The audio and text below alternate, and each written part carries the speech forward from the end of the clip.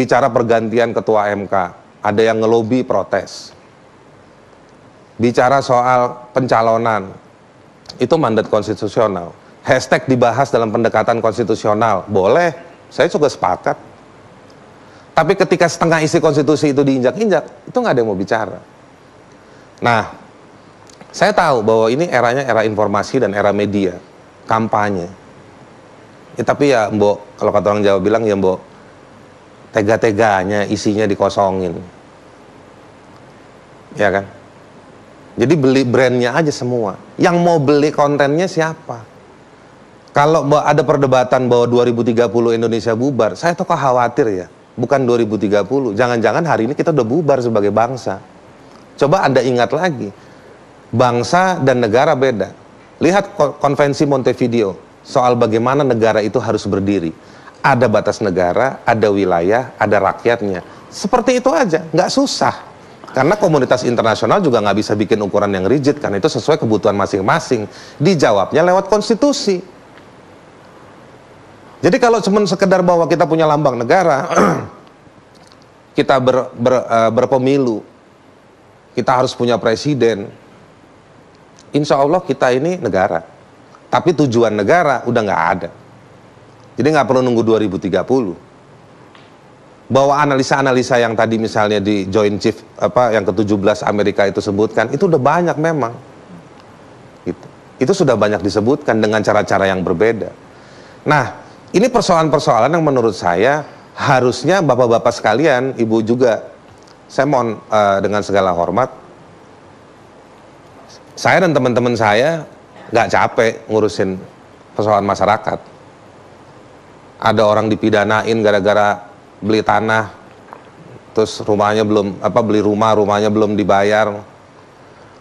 Masalah-masalah begitu banyak, ribuan. Kantor polisi itu banyak berkas-berkas orang yang punya duit ngelaporin orang yang nggak kuat. Anda melihat itu nggak sih?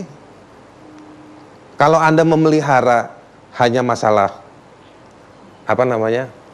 masalah soal siapa yang lebih tegas, siapa yang lebih santun, siapa yang lebih tenang, mikirin survei, bisnis survei juga makin besar, tiap hari baca survei. Yang survei soal penderitaan masyarakat siapa, Bang Karni? Ya kan? Nah, saya cuma mau bilang begini, di masyarakat hari ini solidaritas penderitaan itu lagi meluas. Lagi meluas. Numpuk dari masa lalu. Kita tahu kalau bicara sama Gerindra, sama pendukung Prabowo, nggak mau bicarain soal hak asasi manusia. Terus kita berharap sama Jokowi, Jokowi juga nggak nyelesain masalah hak asasi manusia. Ya kan? Kalau bapak saya selalu bilang, sami mawon podo wae katanya. Sama aja. Intinya apa? Nggak ada tuh meluruskan apa yang penting buat bangsa ini. Gitu. Nah, jadi menurut saya, bagaimana ya saya mau bilang ya? Saya agak repot juga. Jadi akhirnya cuma jadi bercandaan aja. Orang nggak ada yang, saya nggak pesimistis. Saya nggak pesimistis. Saya terserah lah, istilahnya apa terserah ya, saya nggak pusing juga. Kalau saya berposisi seperti ini karena saya melihat masih ada rujukannya. Gitu. Kalau mau dibilang no way out juga enggak. Harusnya sebagai bangsa bisa menemukan cara. Tapi kita jangan memelihara persoalan pingpong ini aja. Kalau misalnya ada hashtag ganti presiden, Anda mestinya jawab, oke, kita cari yang lebih baik dari PDIP, tapi dari koalisi kami. Kan enak. Kita cari dalam koalisi kami, dari PDIP, dari Golkar, dari mana, dari Nasdem. Siapa yang lebih baik? Cari. Biar Jokowinya juga dididik, bukan dididik lewat permusuhan dari Prabowo. Di Prabowo, CS, di Gerindra, di PKS, Demokrat di mana posisinya? Belum jelas. Belum jelas. Maksudnya berdirinya di sini sama Pak Karni ini. Goyang sono bisa, goyang sini bisa. Ya berani juga bicara, jangan juga mengkultuskan. Kita protes mengkultuskan Jokowi. Senyumnya aja kita jadiin hashtag. Jaketnya aja jadi hashtag. Misalnya Pak Arya gitu. Tapi juga jangan mengkultuskan Prabowo. Nah, kalau memang sayang dan cinta dengan negeri ini, dengan bangsa ini, semua kemungkinan untuk menjadi lebih baik harus dibuka. Gitu. Kalau tadi misalnya Pak Effendi Ghazali ini bilang bahwa soal survei dan lain-lain, ya harus diakui, jangan dipaksakan Jokowi harus tinggi terus surveinya. Nah, mumpung belum ada yang mengumumkan nama-nama. Jadi menurut saya, tapi saya juga mau keluar dari jebakan itu untuk bilang bahwa ada banyak orang baik, tapi baik saja tidak cukup kan? Tapi harus ada juga orang di Indonesia ini, bangsa kita, yang juga berani bekerja. Meskipun saya kalau ngeliat masalahnya luar biasa nih negeri ini masalahnya gitu. Nah, ini yang sebetulnya harusnya kita jawab. Tolonglah dikasih tahu ke Pak Prabowo, ke Pak Jokowi. Perdebatan itu harus lebih substansial. Itu satu. Yang kedua, memang waktunya tinggal dikit, tapi substansinya juga harus turun dan jalan bekerja. Siapa yang ngawal masalah-masalah di bawah? Bicara soal hutang. Bapak-bapak tahu kan? Bapak-bapak kan yang ngebahas soal undang-undang aset negara kan? Undang-undang perampasan aset. Bapak-bapak bisa cerita nanti begitu megang mikrofon, berapa perampasan aset dari penegakan hukum yang tidak atau belum dikembalikan ke kas negara? Lebih dari 140 triliun. Bisa diolah nggak tuh Pak Arya? Bisa. Aset itu, bukan uang. Gedung, tanah. Bapak ingat DL Sitorus? Soal kebunnya. Sudah dieksekusi belum sama negara? Berapa produksi sawitnya? Ini contoh aja. Mari kita sekarang membahasnya, berbicaranya lebih substansial, menguji. Dan nggak usah takut buat yang pendukung Jokowi. Tinggal balikin. Memang kalau Prabowo jadi presiden, Prabowo bisa nyelesain masalah-masalah yang lebih detail. Kalau berdebatnya hanya soal ketegasan, berdebatnya soal paradigma yang sangat menggunakan bahasa yang eufemistik, penghalusan bahasa. Dan kadang-kadang mohon maaf, pada Jokowi saya melihat banyak silapstik bahasa. Gak ada yang ngebahas soal detail-detail itu. Sekali lagi semuanya akhirnya berujung berebutan rating dengan sinetron.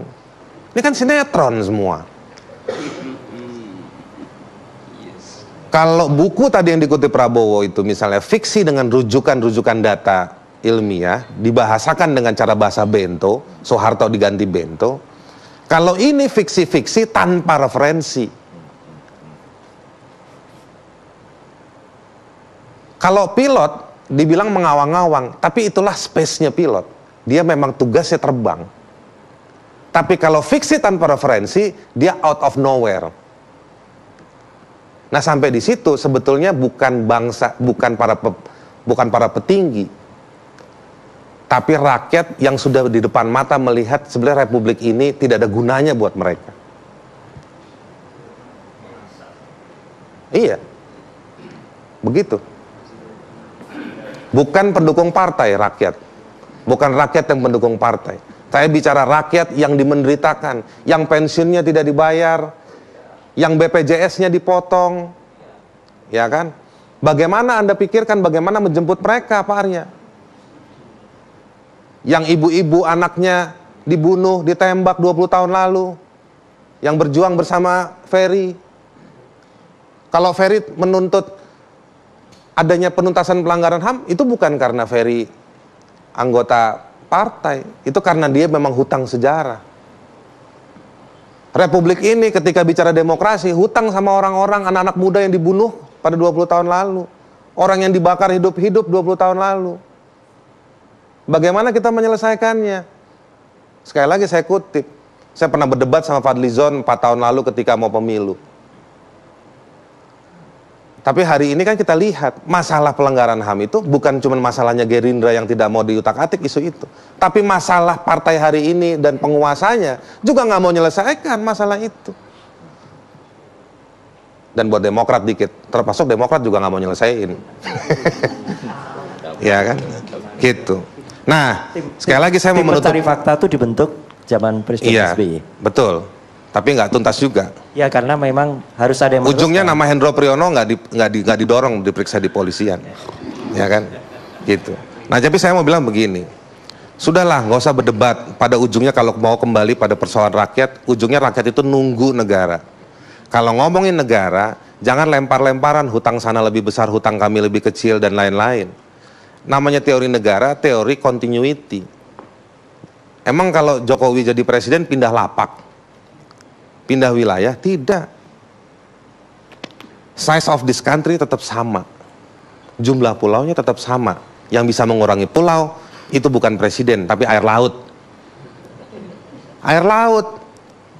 Tempatnya tetap sama. Jadi yang namanya Habibie, Gus Dur, Megawati, SBY, Jokowi, dia adalah continuity. Jadi sekarang mari pikirkan, kalau misalnya mau hashtagnya ganti presiden, ya kan? Kalau misalnya Prabowo ataupun siapapun mau meneruskan, ayo duduk bareng-bareng, buka peta. Bagaimana menyelesaikannya? Saya bukan muak, saya bukan pesimis. Saya menagih haknya orang, bukan menagih babak bonus. Saya nagih haknya manusia-manusia yang hidup di negeri ini. Saya bukan nagih babak bonus, saya nggak nyari babak bonus. Kita bukan minta lebih kok, enggak. Kita minta haknya mereka dikembalikan. Kira-kira begitu, Bang Karni. Makasih.